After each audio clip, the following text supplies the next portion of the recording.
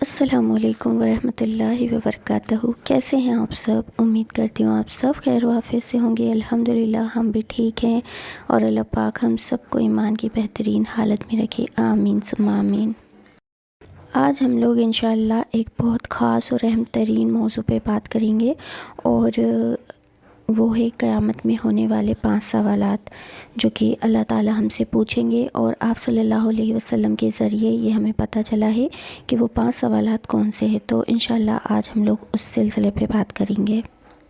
قیامت کے دن ہر انسان سے اللہ کے سامنے کچھ سوال پوچھے جائیں گے۔ جس طرح دنیا میں عدالتیں لگتی ہے، کٹگھرا لگتا ہے اور مجرم کھڑا ہوتا ہے اور وہ ہل نہیں پاتا جب تک جج اس سے سوال نہ کر لے، اسی طرح اللہ تعالیٰ کی دنیا میں بھی یہی سب ہوگا، اور ابن آدم کی نسل سے ایک فرد بھی ایسا نہ ہوگا جو اپنے قدم وہاں سے ہلا لے، مطلب وہ ہل نہیں سکتا جب تک کہ اللہ تعالیٰ اس سے یہ سوال نہ پوچھ لے۔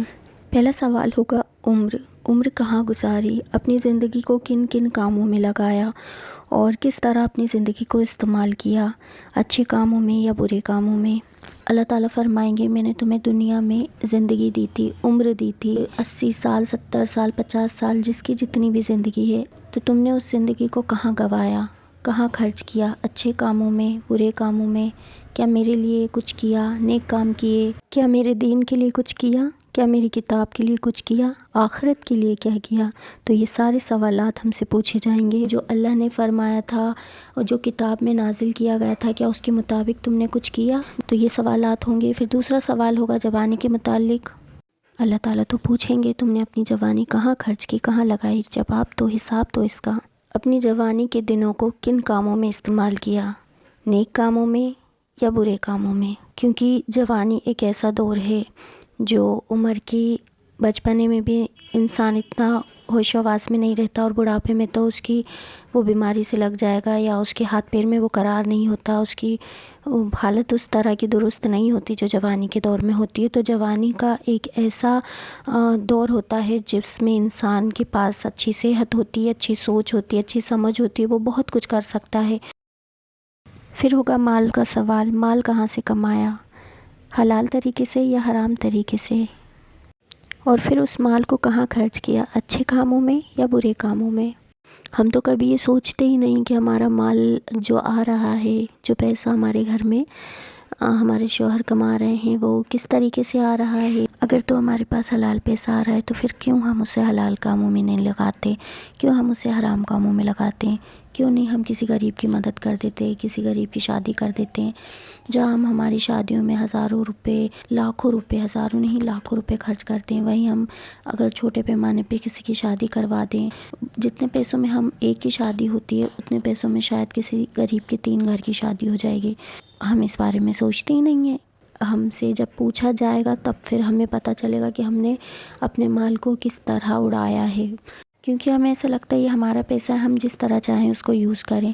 ہم کیوں کسی کی شادی میں اتنا پیسہ خرچ کریں، جس کی شادی ہے وہ خود کیوں نہ کرے؟ ہم تو ہمارے حساب سے ہمارے گھر کی شادی کریں گے، لیکن ایسا نہیں ہے۔ یہ رزق ہمارے اللہ نے ہمیں دیا ہے، اور اس کا بھی ہمیں حساب کتاب دینا ہے۔ اور آخری سوال ہوگا علم کے متعلق، جو علم تمہیں حاصل ہوا تھا اس پر کتنا عمل کیا۔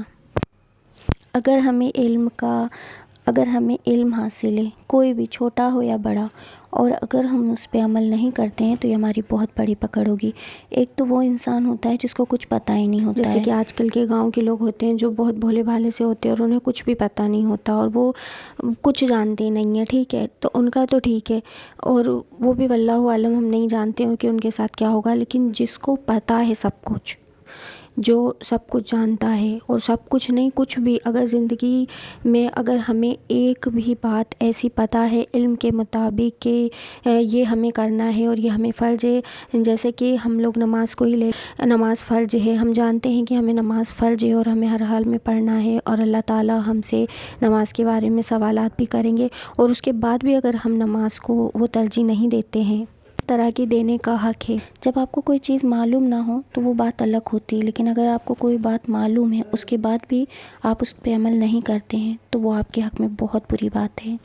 کیونکہ جہاں تک میں جانتی ہوں، مجھے لگتا ہے ہم سب لوگوں میں سے ادھکتر لوگوں کو یہ پتہ ہے کہ قیامت کا عالم کیا ہوگا، مطلب میں ڈیٹیل کی بات نہیں کر رہی، میں ہلکی پھلکی بات کر رہی ہوں کہ ہم سب کو پتہ ہے کہ قیامت میں نفسا نفسی کا عالم ہوگا اور کوئی کسی کو نہیں جانے گا، کون کیا ہے، رشتے ناتے دوست، کوئی کسی کا کچھ نہیں ہوگا، سب اپنے اپنے اعمال نامے کو لے کے کھڑے ہوں گے، کس کا سب اپنے بارے میں سوچیں گے، اس وقت یہ عالم ہوگا۔ ہم یہ سوچتے ہی نہیں ہیں کہ ہم کہاں جا رہے ہیں، کیا کر رہے ہیں، ہماری زندگی گزرتی جا رہی ہے، اور اگر ہم اسی طرح چلتے رہیں تو ایک دن ہم مر بھی جائیں گے، پھر مرنے کے بعد کیا ہے، پھر کچھ سدھار نہیں ہونا ہے، جو ہونا ہے وہ زندگی میں ہی ہوگا۔ تو اچھا یہ نہیں ہوگا کہ ہم ہماری زندگی کا جائزہ لیں اور ہم دیکھیں کہ ہمیں کیا سدھار کرنا چاہیے اپنی زندگی میں، حق اور سچ پہ چلنے کی کوشش کرنا چاہیے، اور کوشش کیا، ہمیں چلنا ہی چاہیے۔ ہاں یہ بات الگ ہے کہ اس پہ چلنے والوں کو بہت مصیبتوں کا سامنا کرنا پڑتا ہے، کیونکہ جب آپ حق اور سچ کی راہ پہ چلتے ہو نا تو سب سے پہلے تو گھر والے ہی آپ کے خلاف ہو جاتے ہیں، کیونکہ گھر والوں کو اور ہم سب کو عادت ہے نا دنیا کے مطابق زندگی گزارنے کی، تو ہمیں وہی اچھی لگتی ہے، تو جب کوئی ہمیں ٹوکتا ہے تو ہمیں وہ برا لگنے لگتا ہے۔ تو اللہ تعالیٰ سے دعا کریں کہ آپ اور میں ہم سب کو اللہ تعالیٰ دیندار بنائے اور حق اور سچ پہ چلنے کی توفیق عطا فرمائے۔ السلام علیکم ورحمۃ اللہ وبرکاتہ۔